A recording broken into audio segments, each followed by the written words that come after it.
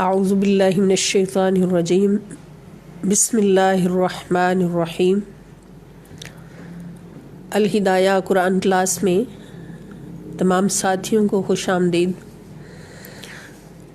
اللہ رب العزت کے فضل و احسان اور نبی کریم صلی اللہ تعالیٰ علیہ وآلہ وسلم کے نالین پاک کے تصدق سے ہم اپنی کلاس کا آغاز بارگاہ پنج تن پاک علیہ الصلاۃ والسلام سے فیضیاب ہوتے ہوئے کر رہے ہیں۔ نبی کریم صلی اللہ تعالیٰ علیہ وآلہ وسلم کے ارشادات سیدہ فاطمۃ الزہرا سیدہ کائنات سلام اللہ تعالیٰ علیہا اور آپ کی ذریت مطہرہ کی شان میں، عظمت میں، عن عبداللہ بن مسعود رضی اللہ تعالی عنہما قال قال رسول اللہ صلی اللہ علیہ وسلم ان فاطمۃ حسنت فرجها فحرمها اللہ وذریتها علی النار۔ سبحان اللہ۔ حضرت عبداللہ بن مسعود رضی اللہ تعالی عنہ سے روایت ہے، آپ فرماتے ہیں کہ فرمایا رسول اللہ صلی اللہ تعالیٰ علیہ وآلہ وسلم نے کہ ان فاطمہ کہ بے شک فاطمہ سلام اللہ تعالیٰ علیہ نے حسنت فرجہا اپنی عصمت اور پاک دامنی کی ہمیشہ حفاظت کی ہے، فحرمہا بس حرام فرما دیا ہے ان پر اللہ تعالیٰ نے، وذریتها اور آپ کی اولاد پر، علی النار آگ کو، یعنی حضرت سیدہ فاطمۃ الزہرا سلام اللہ تعالی علیہا نے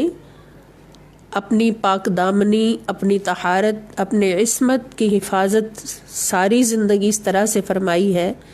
کہ اللہ پاک نے آپ پر اور آپ کی اولاد پر آگ کو حرام فرما دیا ہے،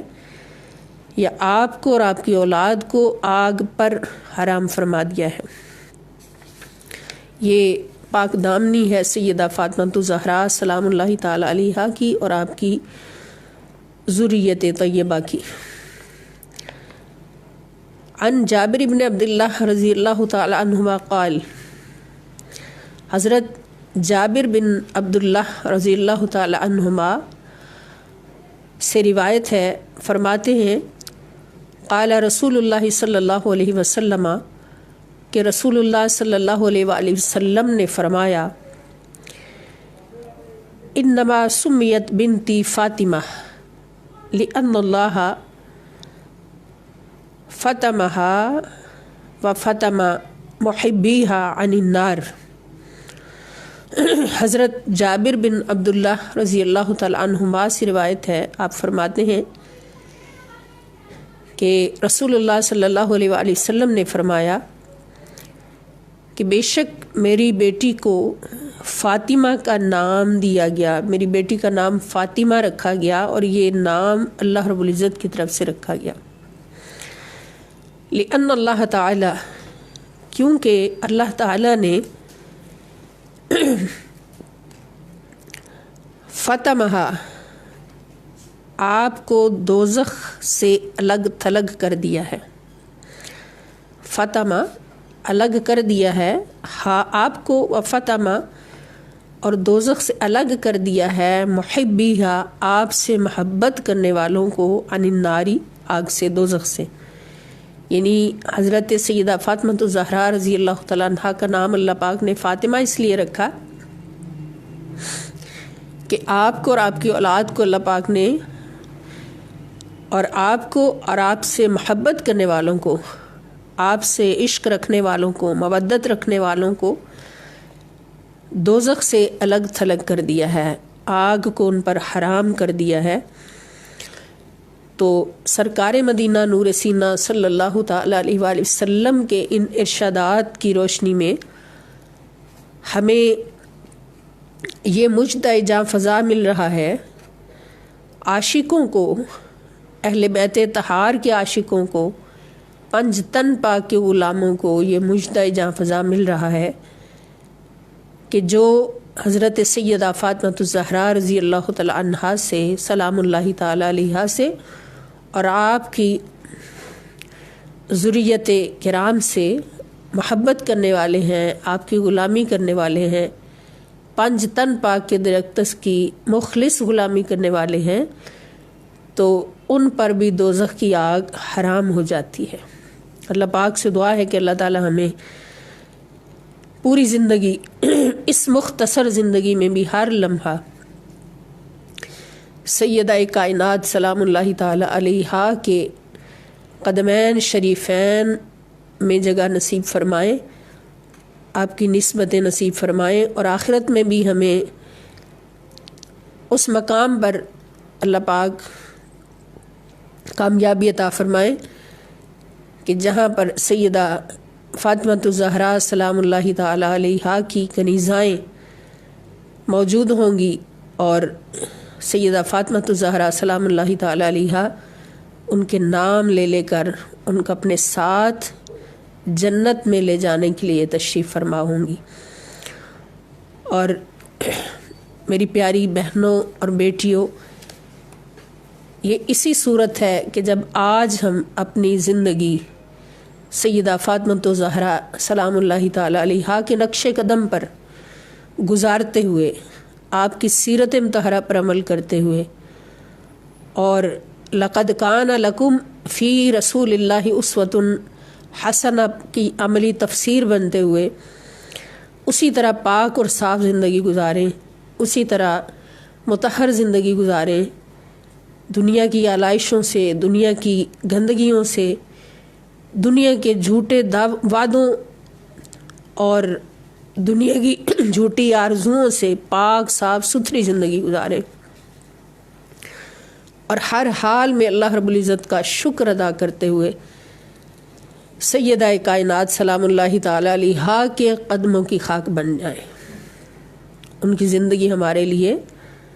ایک بہت بڑی مشعل راہ ہے، نمونہ ہے۔ تو اگر اس راستے پر چلتے ہوئے ہم زندگی گزاریں گے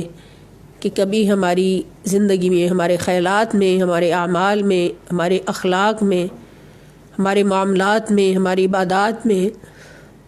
کہیں بھی کوئی داغ نظر نہیں آئے گا، کوئی خلاف شریعت بات نظر نہیں آئے گی، کوئی خلاف مرضی مصطفیٰ صلی اللہ علیہ وسلم کی بات نظر نہیں آئے گی، بلکہ ہر لمحہ ہم سیدہ فاطمہ الزہرا سلام اللہ تعالی علیہا کے قدموں میں گزاریں گے۔ اور یاد رکھیں کہ خاص طور پر اس دور میں اور ہر دور میں جو ماں، بہن، بیٹی، بیوی اپنے مقام پر رہتے ہوئے، اپنے مقام کو سمجھتے ہوئے سیدہ کائنات سلام اللہ تعالی علیہا کی سیرت مطہرہ پر عمل کرتی ہے، آپ کی سنت مطہرہ پر عمل کرتی ہے، اور آپ کے نقش قدم کی پیروی میں، آپ کی سیرت کی پیروی میں زندگی گزارتی ہے، تو خدا کی قسم وہ اللہ کی بارگاہ میں پاک لکھی جاتی ہے، اور پھر پاکوں میں ہی اس کا شمار ہوتا ہے، اور پاکوں میں ہی اٹھائی جائے گی، اور آخرت میں لشکر سیدہ فاطمہ سلام اللہ تعالی علیہا میں شامل ہو کر وہ سیدہ کائنات سلام اللہ تعالی علیہا کے ساتھ جنت میں جائے گی۔ اللہ پاک ہمیں ان خوش نصیبوں میں شامل فرمائے، اور قیامت کے دن اللہ پاک ہمارے سر پہ بھی غلامی سیدہ فاطمہ سلام اللہ تعالی علیہا کا تاج عطا فرمائے۔ قرآن پڑھتے پڑھتے قرآن بن جائیں ہم، اللہ پاک ہم سب کو توفیق عطا فرمائے۔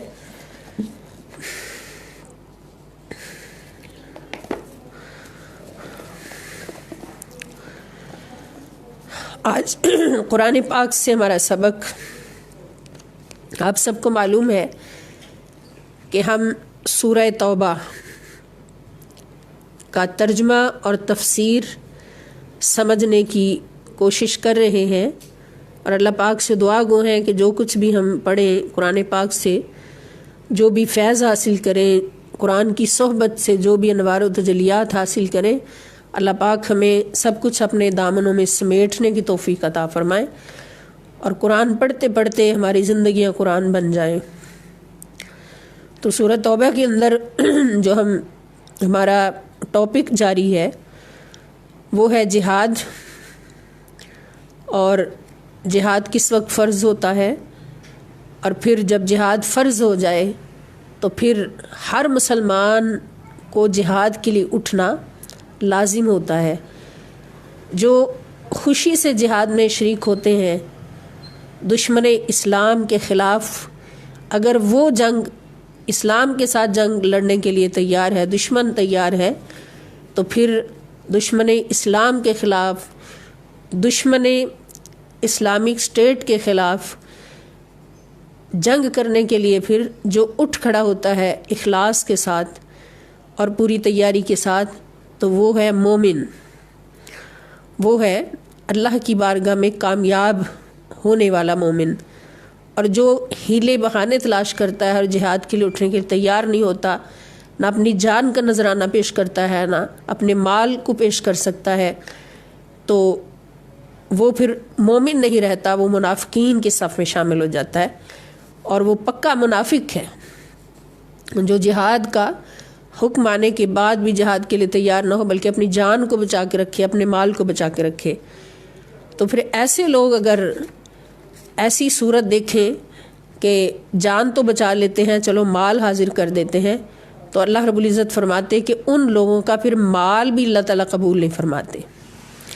یہاں تک کہ ایسے لوگ اگر زکوٰۃ اور صدقات بھی دینا چاہیں تو اللہ پاک ان کی زکوٰۃ اور صدقات کو بھی قبول نہیں فرماتے۔ اور دوسری طرف مومنین ہے کہ جن کو اپنی جانوں کی بھی پرواہ نہیں، مال کی بھی پرواہ نہیں، وہ سب کچھ اللہ کی راہ میں قربان کرنے کے لیے تیار ہیں، تو اللہ پاک فرماتے ہیں کہ وہی جنت عدن کے مالک ہوں گے اور ہمیشہ کی جنتوں کے مالک ہوں گے، اور وہی اللہ کے دوست ہیں۔ تو یہ سارا ذکر ہم نے پڑھا ہے۔ اب منافقین کی بات چل رہی تھی کہ جنگ تبوک قریب ہے، جنگ تبوک کی تیاریاں ہو رہی ہیں، اور جو مومن ہے، مخلص مومن ہے، وہ تو روتے ہوئے اپنی جانیں لے کر حاضر ہیں، اور جن کے پاس کچھ بھی نہیں وہ بھی آ کے رو رہے ہیں کہ حضور ہمیں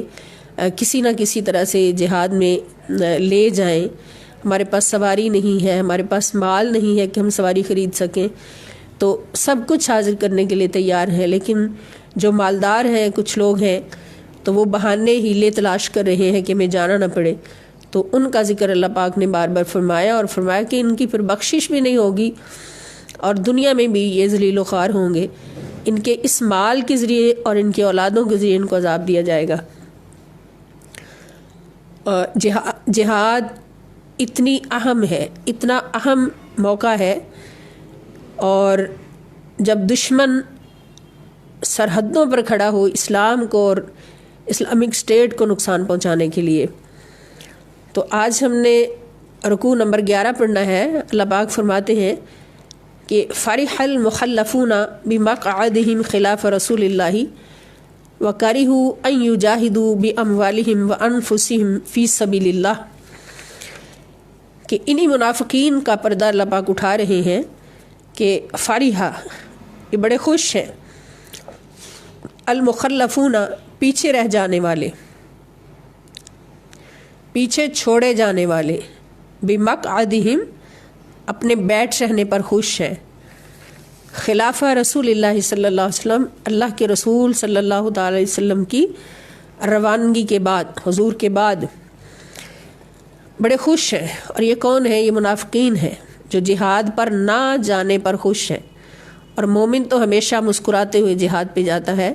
اس لیے کہ شہادت ہے مطلوب و مقصود مومن، نہ مال غنیمت نہ کشور کشائی، کہ مومن کو فقط شہادت چاہیے ہوتی ہے۔ اور شہادت کا مرتبہ کیا ہے کہ جب مومن شہید ہوتا ہے اور اسی لمحے کے لیے وہ سب کچھ قربان کرنے کے لیے سرحد پہ کھڑا ہوتا ہے، دشمن کے مقابل پہنچتا ہے،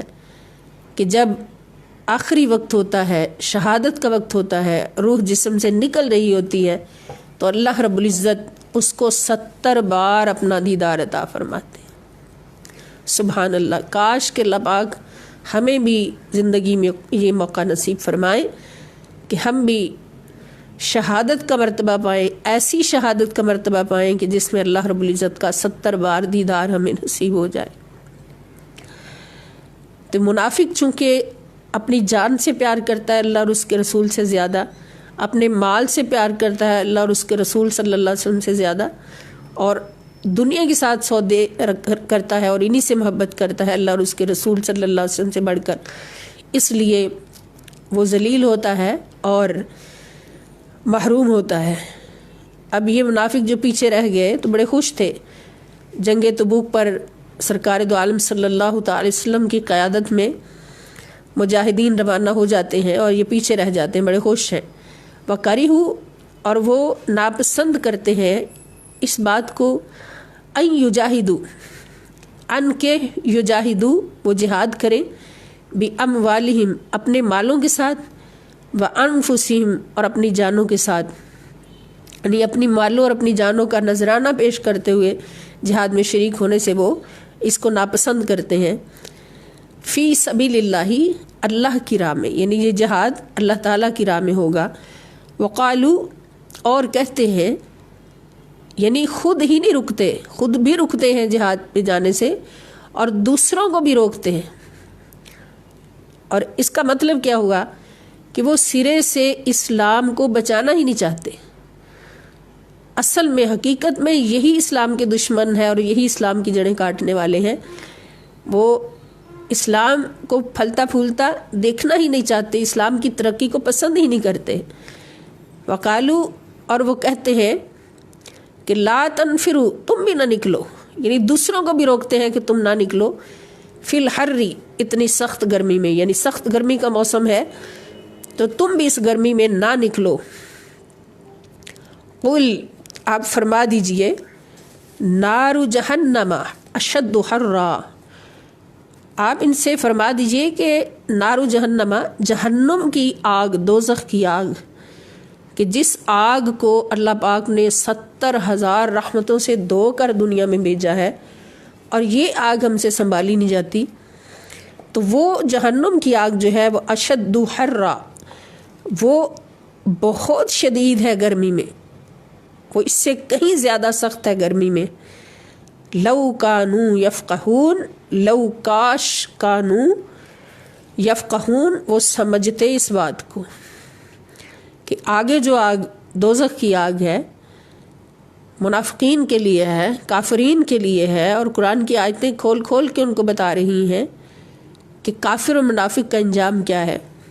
وہ پھر بھی اس آگ کو پسند کر رہے ہیں۔ تو ان کو بتا دیں کہ دنیا کی یہ گرمی تو کچھ بھی نہیں، اس آگ کی گرمی اس سے بہت سخت ہے۔ پھر اللہ پاک فرماتے کہ فَلْيَضْحَكُوا قَلِيلًا وَلْيَبْكُوا كَثِيرًا، فَلْيَضْحَكُوا، پس چاہیے، یہاں لام جو ہے یہ لام امر ہے، چاہیے ان کو، یضحکوا، کہ وہ ہنسیں، قلیلا، وہ تھوڑا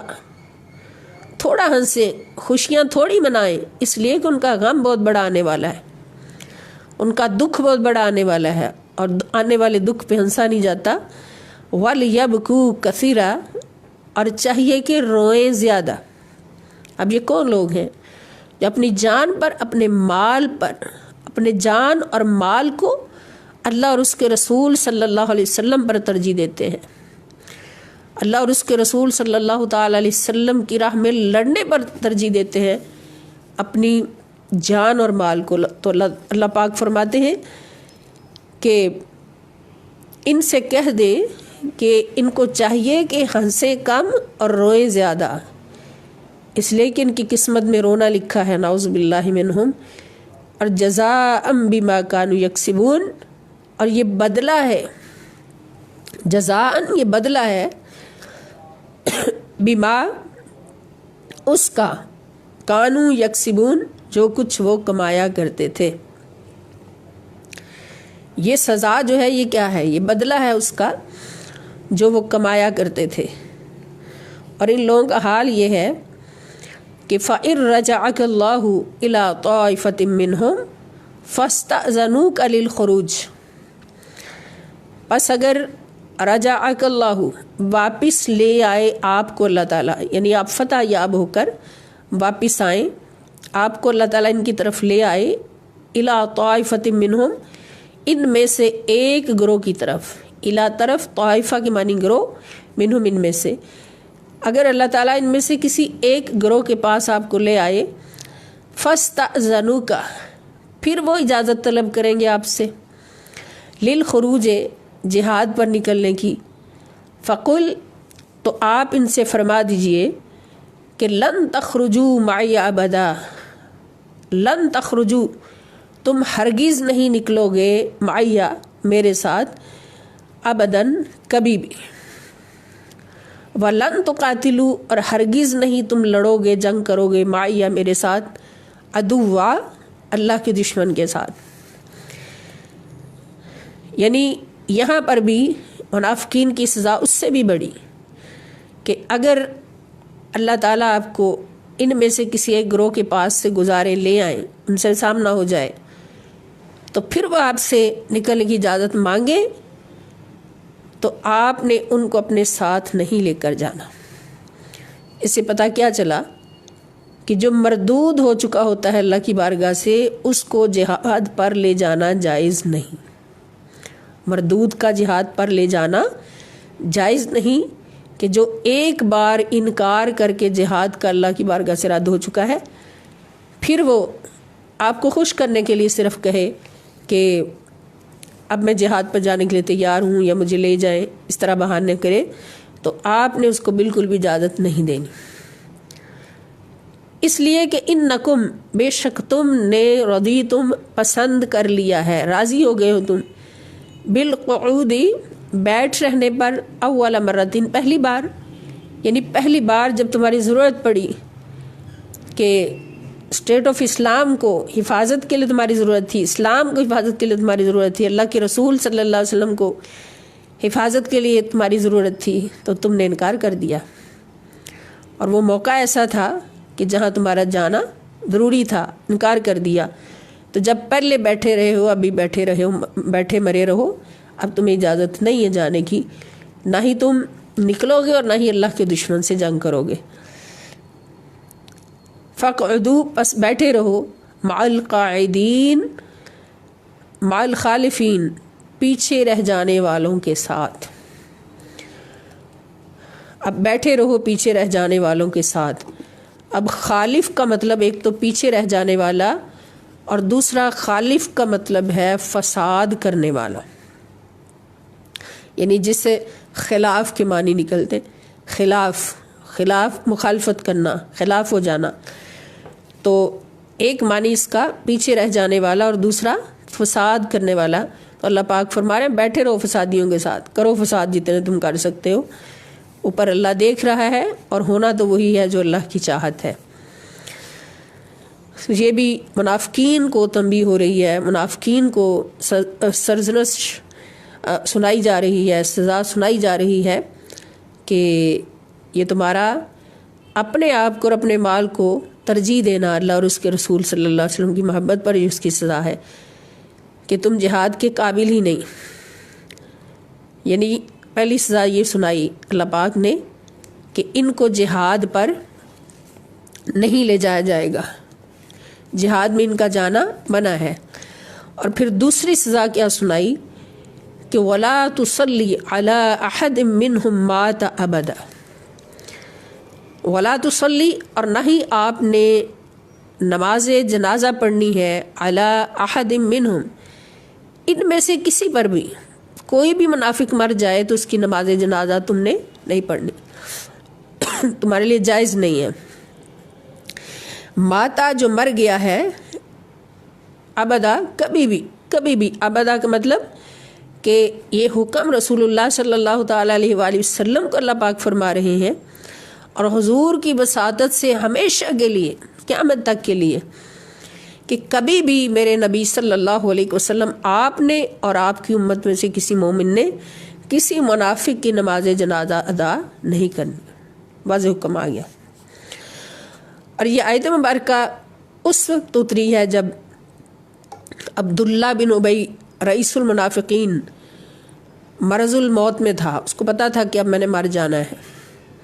नबी करीम सल्लल्लाहु अलैहि वसल्लम उसकी इयादत के लिए तशरीफ़ ले गए, रहमतुल लिल आलमीन है हुजूर। और उसने फिर अर्ज़ की कि हुजूर जब मैं मर जाऊं तो मेरी नमाज जनाजा भी आपने पढ़ानी है, और आपने अपना कुर्ता मुबारक भी मुझे कफन के लिए अता फरमाना है, और मेरी कब्र पर दुआ भी मांगनी है। हुजूर अलैहिस्सलाम तशरीफ़ ले आए, और जब उसने कुर्ता मुबारक लेने के लिए भेजा तो हुजूर अलैहिस्सलाम ने अपना ऊपर वाला कुर्ता मुबारक अता फरमा दिया जो ऊपर से पहनते थे। फिर उसने कहा कि मुझे अपना वो कुर्ता मुबारक अता फरमाए कि जो आपके जिस्म पाक को छू चुका है, आपके जिस्म पाक से लग चुका है। अब साफ जाहिर है कि रहा मुनाफ़िक़त पर, मगर जानता था कि नबी करीम सल्लल्लाहु अलैहि वसल्लम के कुर्ता मुबारक की क्या अज़मत है। हुजूर के कुर्ता मुबारक की निस्बत जिस्म को दोज़ख से बचाएगी, वो जानता था। मुनाफिक था, ज़िंदगी में माना नहीं मगर जानता था। तो फिर जान जाए कि मुनाफिक किसको कहते हैं, जो कुरान पढ़ता है और हुजूर अलैहिस्सलाम की शान व अज़मत जानता है, हुजूर की शान व अज़मत का हर पहलू जानता है और जानते हुए इनकार करता है, नाउज़ बिल्लाह। और ये मैं बार बार अर्ज़ किया, कुरान पाक हमें बता रहा है कि मुनाफिक की सबसे पहली और सबसे बड़ी निशानी अज़मत मुस्तफ़ा सल्लल्लाहु अलैहि वसल्लम से इनकार करना है, हुजूर की निस्बत से इनकार करना, हुजूर के वसीले से इनकार करना है, हुजूर की शफ़ाअत से इनकार करना है, और हुजूर की सारी अज़मतों से इनकार करना है, जानते हुए इनकार करना। कोई काफिर जानता नहीं होगा, मगर मुनाफिक वो है, वो जानता है। अब ये अब्दुल्ला बिन उबई जानता था कि हुजूर अलैहिस्सलाम की अज़मत क्या है, कि हुजूर के कुर्ता मुबारक की निस्बत मुझे दोज़ख से बचा सकती है, लेकिन माना क्यों नहीं। जब दुनिया में नहीं माना तो फिर अल्लाह पाक ने मरदूद कर दिया कि जो दुनिया में रहते हुए मेरे नबी सल्लल्लाहु अलैहि वसल्लम की अज़मतों को नहीं मानता, जानते हुए भी नहीं मानता, तो वो मेरी बारगाह से मरदूद है, मरदूद था। अब उसने नबी पाक सल्लल्लाहु अलैहि वसल्लम का कुर्ता मुबारक मांगा, इसका मतलब हुजूर की अज़मतें जानता था और जानते हुए इनकार करता था। तो आका अलैहिस्सलाम ने अता फरमा दिया। आका तो रहमतुल लिल आलमीन है और अल्लाह के हुक्म से आलिमुल गैब भी हैं। तो हज़रत उमर फ़ारूक रज़ी अल्लाह तआला अन्हु पास बैठे थे, अर्ज़ की हुजूर आप उस नापाक और नजस को अपना कुर्ता मुबारक अता ना फरमाएं। आपका कुर्ता मुबारक तो बहुत अज़मतों वाला, पाक मुतहर, आप उसको ना अता फरमाएं। लेकिन हुजूर अलैहिस्सलाम ने फरमाया कि उमर, मेरा ये कुर्ता उस मुनाफिक को कोई फ़ायदा नहीं पहुंचाएगा, उसको फ़ायदा इससे नहीं पहुंचेगा। अब पता चला कि अगर मुनाफिकत दिल में है तो हुजूर की कोई निस्बत भी नहीं बचा सकती। हुजूर की निस्बत उसी को फ़ायदा देगी जिसका दिल मोमिन होगा और नबी पाक सल्लल्लाहु अलैहि वसल्लम की अज़मतों का कायल होगा और हुजूर की अज़मतों पर कुर्बान होगा और हुजूर के एक इशारे पर सब कुछ कुर्बान करने के लिए तैयार होगा, हीले बहाने नहीं ढूंढेगा। तो हुजूर ने फरमाया मेरा ये कुर्ता उसको कोई फ़ायदा नहीं देगा। हाँ, इससे एक और बहुत बड़ा फ़ायदा पहुँचने वाला है कि इस कुर्ता मुबारक के सदक़े से 1000 मुनाफिक मुसलमान हो जाएंगे। 1000 मुनाफिक जो हैं वो इस्लाम कबूल कर लेंगे। तो इसलिए मैं ये अता कर रहा हूँ। तो फिर यही हुआ कि जब वो कुर्ता मुबारक अब्दुल्ला बिन उबई के पास गया तो वो चूँकि रईसुल मुनाफिकीन था और उसके गिर्द मुनाफिकों का बहुत बड़ा इज्तिमा लगा रहता था, तो 1000 मुनाफिकीन उसके पास जमा थे। जब वो कुर्ता मुबारक उसने पकड़ा और पहनने की कोशिश की तो उन 1000 लोगों के दिलों में ये बात आई जो मुनाफिकत पर थे थोड़ी देर पहले, कि अगर اس ٹائم یہ نبی کریم صلی اللہ تعالیٰ علیہ وآلہ وسلم کا سہارا لے رہا ہے اپنی بخشش کے لیے، آگ سے بچنے کے لیے، تو اس کا مطلب ہے کہ حضور علیہ الصلاۃ والسلام کا کرتا مبارک اس کو آگ سے بچا سکتا ہے۔ تو بجائے اس کے کہ ہم بھی مرض الموت میں جا کے حضور کا سہارا لیں، ہم ابھی کیوں نہ لے لیں؟ اللہ پاک نے ان کے دلوں میں یہ بات ڈالی اور انہوں نے یہ سوچا کہ ابھی کیوں نہ ہم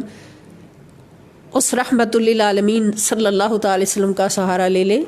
تاکہ ہم ہمیشہ کے لیے آگ سے بچ جائیں اور اللہ کے پیارے ہو جائیں۔ تو انہوں نے اسی وقت 1000 منافقین نے نبی پاک صلی اللہ تعالی وسلم کے پاس حاضر ہو کر اسلام قبول کر لیا اور حضور کی غلامی میں شامل ہو گئے۔ یہ اس کرتا مبارک کا فائدہ پہنچا۔ پھر جب اس کا وصال ہو گیا، مر گیا، عبداللہ بن ابی مر گیا، تو اس کا بیٹا چونکہ مخلص مسلمان تھا، اسلام لا چکا تھا، تو اس نے آ کے حضور علیہ السلام سے گزارش کی کہ یا رسول اللہ صلی اللہ علیہ وسلم، اب آپ نماز جنازہ کے لیے تشریف لے آئیں، باپ میرا مر گیا ہے۔ تو حضور علیہ السلام نے فرمایا کہ جاؤ تم خود ہی نماز جنازہ پڑھو اور اس کو دفن کر دو۔ اس نے پھر منت سماجت کی تو حضور علیہ السلام اٹھ کر چلنے لگے، تو پھر حضرت عمر فاروق رضی اللہ تعالی عنہ نے عرض کی یا رسول اللہ صلی اللہ علیہ وسلم، اب آپ اس کی نماز جنازہ کے لیے نہ تشریف لے جائیں جو اللہ کا بھی دشمن ہے اور اللہ کے رسول صلی اللہ علیہ وسلم کا بھی دشمن ہے، اسلام کا بھی دشمن ہے۔ تو اسی لمحے، لیکن حضور علیہ السلام جانے کے لیے تیار تھے، تو اسی لمحے حضرت جبرائیل علیہ السلام آئے اور انہوں نے حضور کا بازو پکڑا اور یہ آیت مبارکہ حضور علیہ السلام کو اللہ کی بارگاہ سے لا کے دے دی کہ وَلَا تُصَلِّ عَلَىٰ أَحَدٍ مِّنْهُمْ، کہ ان میں سے کسی کی بھی نماز جنازہ آپ نے نہیں پڑھنی۔ یہ ایک حکم یہ دیا، جو بھی مات ابداً، جو ان میں سے کوئی مر جائے ابداً، کبھی بھی قیامت تک ان کی نماز جنازہ نہیں پڑھنی۔ وَلَا تَقُمْ، اور نہیں آپ نے کھڑے ہونا ہے علی قبر ہی، اس کی قبر پر۔ نہیں، قبر پر کھڑے ہونے کا مطلب کیا؟ قبر پر کھڑے ہو کر دعا بھی نہیں مانگنی۔ اس کا مطلب کہ مومن کی قبر پر کھڑے ہو کر دعا مانگی جاتی ہے، اس کے اندر یہ حکم ہے کہ مومن کی قبر پر کھڑے ہو کر دعا مانگی جاتی ہے، مگر منافق کی قبر پر کھڑے ہو کر دعا بھی نہیں مانگنی، یہ حکم فرمایا۔ اور انہم کفروا، اس لیے کہ بے شک انہوں نے کفر کیا ہے باللہ، اللہ تعالیٰ کے ساتھ، ورسولہ، اور اس کے رسول صلی اللہ علیہ وآلہ وسلم کے ساتھ، وماتوا، اور مرے ہیں یہ اس حال میں، وہم فاسقون، کہ یہ فاسق ہیں، نافرمانی کی حالت میں ان کو موت آئی ہے، فسق کی حالت میں ان کو موت آئی ہے۔ اس لیے آپ نے نہ ان کی نماز جنازہ پڑھنی ہے کبھی بھی، نہ ان کی قبر پر کھڑے ہو کر دعا مانگنی ہے۔ اس سے ہمیں پتہ چلا کہ قبر پر کھڑے ہو کر دعا مانگنا مومن کے لیے حکم ہے۔ اور حضور علیہ السلام نے تو یہاں تک فرمایا کہ جب تم اپنے مسلمان بھائی کو دفن کرو قبر میں، تو قبر پر اتنی دیر تک موجود رہو جتنی دیر میں ایک اونٹ ذبح کر کے اس کا گوشت کاٹا جاتا ہے، اتنی دیر تک قبر پر موجود رہو اور ذکر کرو، دعا کرو اس قبر والے کے لیے۔ تو دعا کرنا قبر پر کھڑے ہو کر یہ بھی ضروری ہے، اللہ کا حکم ہے، نبی پاک صلی اللہ تعالیٰ علیہ وآلہ وسلم کا حکم ہے۔ اور اگر کوئی کہے کہ اس کا کوئی فائدہ نہیں پہنچتا قبر والے کو، بہت سارے ہمارے مسلمان بھائی ایسے ہیں مسلک کا فرق رکھنے والے کہ قبر والے کو ہماری دعا کا یا ہماری کسی بھی ایصال ثواب کا فائدہ نہیں پہنچتا، تو پھر سب سے پہلے ان سے یہ پوچھا جا سکتا ہے کہ نماز جنازہ بھی تو ایک دعا ہے۔ نماز جنازہ میں کوئی سجدے رکوع نہیں ہوتے، وہ مرنے والے کے لیے ایک دعا ہوتی ہے، قبر میں جانے والے کے لیے ایک دعا ہوتی ہے۔ تو اگر دعا کا فائدہ نہیں پہنچتا، ایصال ثواب کا فائدہ نہیں پہنچتا، تو پھر نماز جنازہ کیوں فرض ہے؟ تو مومن کی یہ شان ہے کہ اس کی نماز جنازہ بھی پورے تپاک سے، پورے اہتمام سے ادا کی جائے اور اس کی قبر پر دعا بھی مانگی جائے، لیکن منافق کا یہ بھی حصہ نہیں، یہ بہت بڑی سزا ہے اس کے لیے، نعوذ باللہ من، اس لیے کہ وہ اللہ اور اس کے رسول صلی اللہ علیہ وآلہ وسلم کا دشمن ہے۔ اور وہ فسق کی حالت میں دنیا سے جاتا ہے، نعوذ باللہ من۔ پھر اللہ پاک فرما رہے ہیں یعنی منافق کے لیے بخشش کی دعا بھی نہیں ہو سکتی، اور مومن کے لیے بخشش کی دعا اللہ پاک نے اپنے نبی صلی اللہ تعالیٰ علیہ وسلم کو، پیچھے بھی ہم پڑھ چکے ہیں کہ جب عبداللہ بن ابی کو حضرت عمر فاروق رضی اللہ عنہ نے ڈانٹا کہ آرام سے بیٹھ جاؤ، منافق ہو بہت بڑے اور خام خواہ کھڑے ہو کے نبی پاک صلی اللہ علیہ وسلم کی شان میں قصیدے پڑھنے لگ جاتے ہو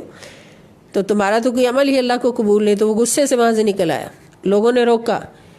کہ جاؤ تم نبی پاک صلی اللہ علیہ وسلم کے پاس بارگاہ میں جا کے معافی مانگو اور اپنے لیے بخشش کی دعا کراؤ۔ تو اس نے کہا کہ نہیں، میں نے دعا نہیں کرانی، مجھے کوئی ضرورت نہیں، اس طرح کی باتیں کی۔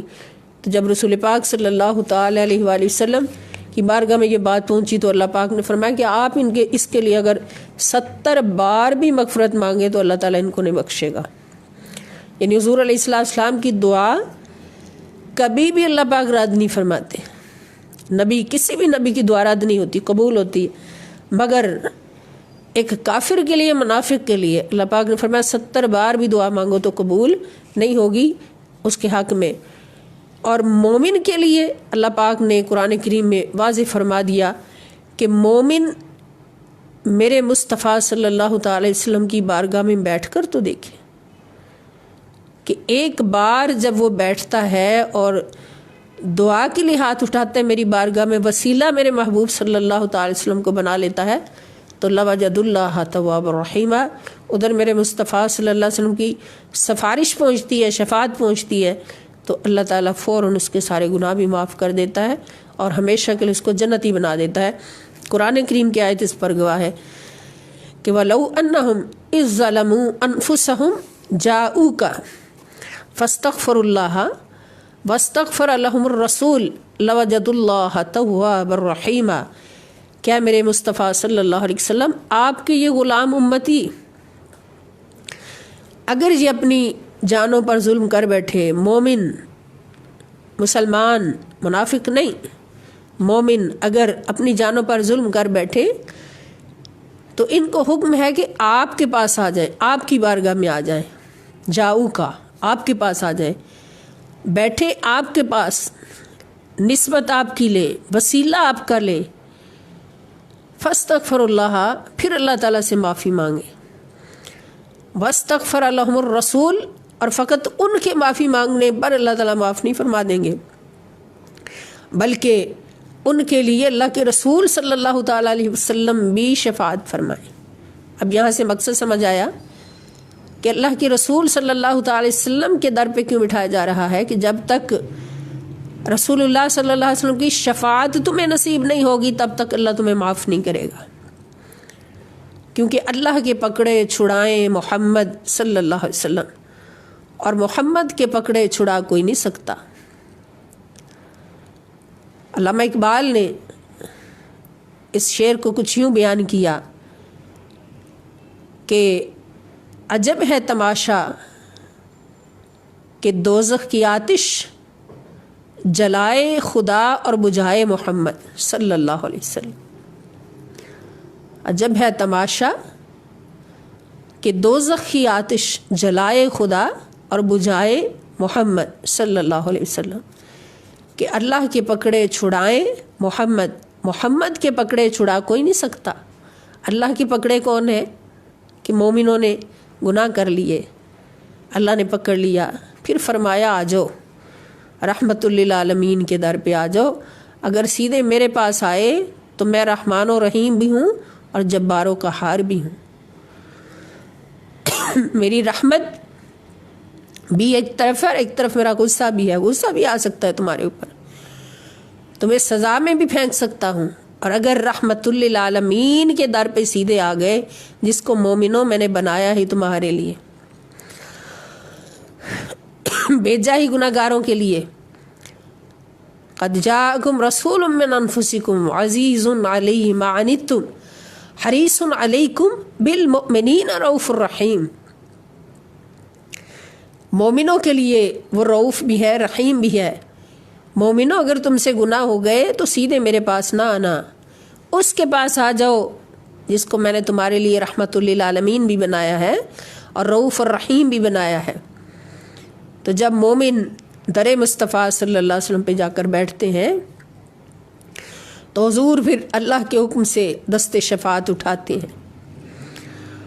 اور اپنی زبان اقدس سے دعا فرماتے ہیں کہ اللہ یہ میرے در پہ آگے ان کو بخش دے، یہ میری غلامی میں آگے ان کو بخش دے۔ تو اللہ تعالیٰ فرماتے ادھر میرے مصطفیٰ کے ہاتھ اٹھتے ہیں لوجد اللہ تواب الرحیم، تو اللہ تعالیٰ فوراً ان کی توبہ بھی قبول فرماتا ہے اور ان پر ہمیشہ کے لیے رحم بھی فرماتا ہے۔ اور یاد رکھیں یہ حصہ مومنوں کا ہے۔ اور مومن کون ہے؟ مومن وہی ہیں جن کے دل میں بھی مصطفیٰ ہے، جن کی زبان پہ بھی مصطفیٰ ہے صلی اللہ تعالیٰ علیہ وسلم، جن کی زندگی، جن کی ایک ایک سانس مصطفیٰ مصطفیٰ پکارتی ہے، اور حضور علیہ السلام کی عظمتوں کو جانتے ہیں اور ان کی حفاظت میں سب کچھ قربان بھی کرتے ہیں۔ اتنا مانتے ہیں کہ ان عظمتوں کی حفاظت میں اور ان عظمتوں کے چرچے کرنے میں سب کچھ قربان بھی کرتے ہیں، وہ مومن ہے۔ اور منافق کون ہے؟ جو فتوے لگانے بیٹھ جاتے ہیں، جو انکار کرنے بیٹھ جاتے ہیں کہ یہاں جو خرچ کر رہے ہو یہ کسی فلاں کو دے دو، فلاں کو دے دو، اور خود کہیں بھی خرچ کرنا ان کو گوارا نہیں ہوتا۔ اور جب نبی پاک صلی اللہ علیہ وسلم کی عظمتوں کی پرچم لہراتے ہوئے مومن اپنا سب کچھ قربان کر رہا ہوتا ہے آقا کی عظمت پر،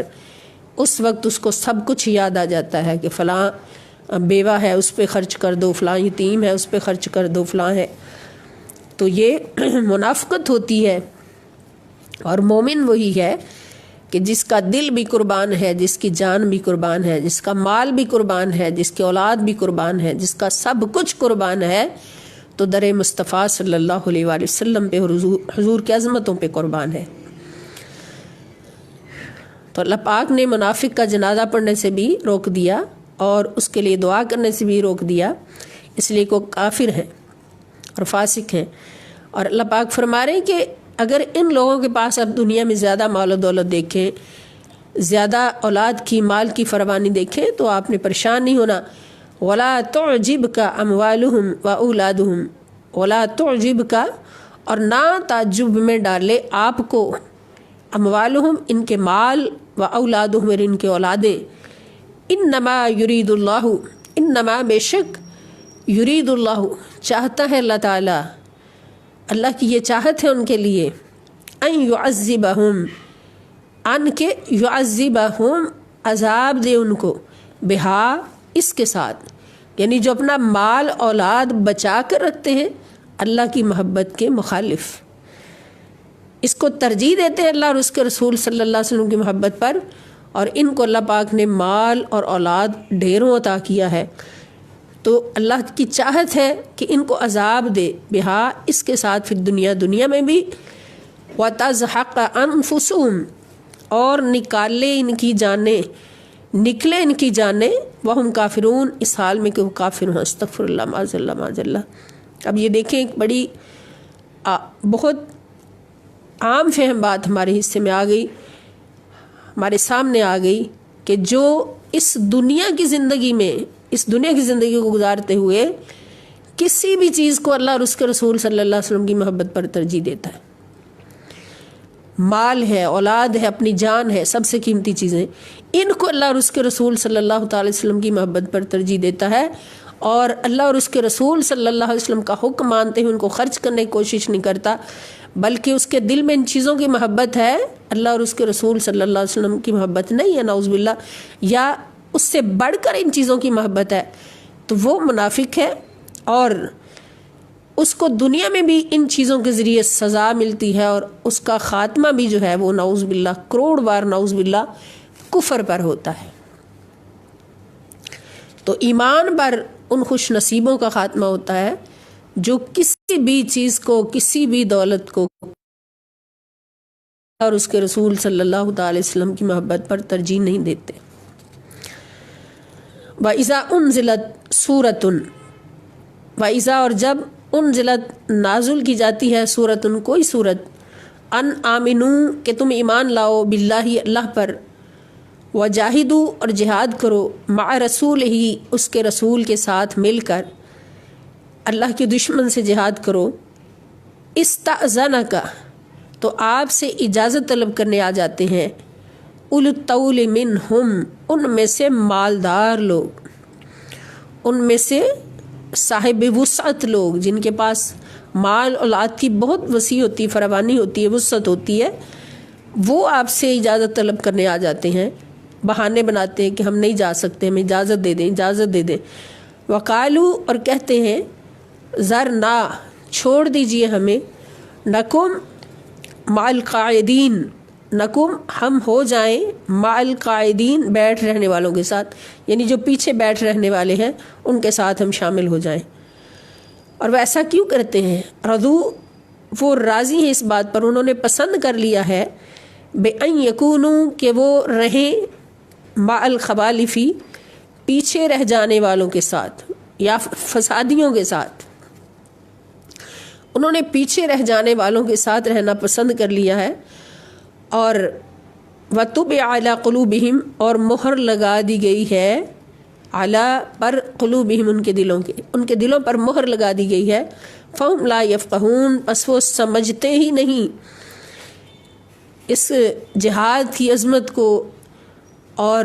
جہاد پر جانے والوں کی عظمت کو اگر وہ سمجھتے تو ایسا نہ کرتے۔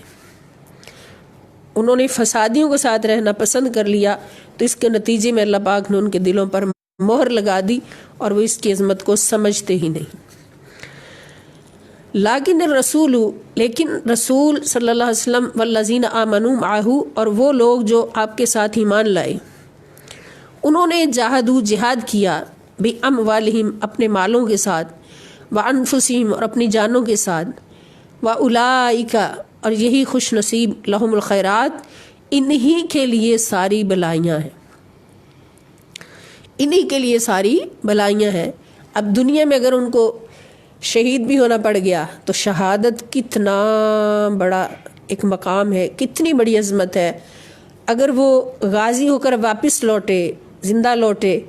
تو غازی ہونا بھی ایک بہت بڑا انعام ہے، اور پھر دنیا میں بھی ان کے لیے اللہ اور اس کے رسول صلی اللہ تعالی علیہ وسلم کا قرب ہے، قرب خدا ہے، قرب مصطفیٰ صلی اللہ علیہ وسلم ہے، اور آخرت میں بھی ان کے لیے پھر وہ جنتیں ہیں کہ جہاں پر اللہ پاک اپنا بار بار دیدار نصیب فرمائیں گے ان کو۔ وَأُولَئِكَ هُمُ الْمُفْلِحُونَ، اور یہی لوگ ہمیشہ کامیاب ہونے والے ہیں، کیونکہ انہوں نے بقا کے ساتھ محبت کی ہے، فنا کے ساتھ نہیں۔ مال بھی فنا ہونے والا ہے، اور اولاد سے بھی رشتہ فنا ہونے والا ہے، ٹوٹنے والا ہے، اپنی جان بھی فنا ہونے والی ہے۔ ہر فنا کو چھوڑ کر انہوں نے بقا کو اپنایا، بقا کا سودا کیا، اور بقا کیا ہے کہ اپنا سب کچھ اللہ اور اس کے رسول صلی اللہ تعالی علیہ وسلم کے نام پر قربان کر دینا۔ جان کی قربانی ہو گئی تو جان باقی ہو گئی، مال قربان ہو گیا تو مال بھی ہمیشہ کے لیے بقا میں چلا گیا، اولاد قربان ہوگی تو اولاد بھی ہمیشہ کے لیے بقا میں چلی گئی، تو انہوں نے کیا اور وہ دونوں جہاں میں کامیاب ہو گئے۔ اعد اللہ لہم تجری من تحتها، اعد تیار فرمایا ہے اللہ، اللہ تعالیٰ نے، لہم ان کے لیے، جنات باغات، اللہ باغات تیار فرمائے ہیں، تجری بہتی ہیں، من تحتہا ان کے نیچے سے، الانہار نہریں، جن کے نیچے سے نہریں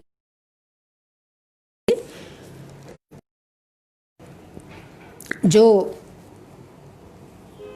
بقا میں رکھنے کے لیے،